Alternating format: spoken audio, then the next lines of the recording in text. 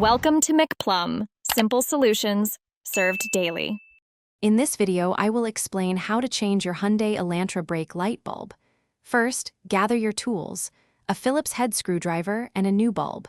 Make sure your car is off and the parking brake is on.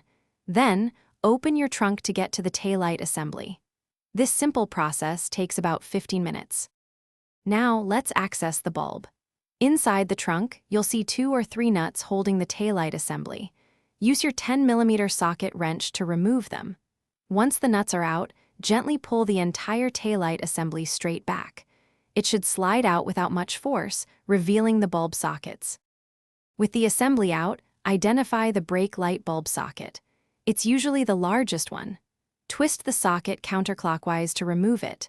Now, gently press down on the old bulb and twist it counterclockwise to pull it out. Take your new bulb, press it in, and twist clockwise until it's firmly seated. To finish, reinsert the bulb socket into the assembly and twist clockwise to lock it. Carefully align the taillight assembly and push it back into its original position. Reinstall the 2 or 3 nuts you removed earlier, tightening them securely.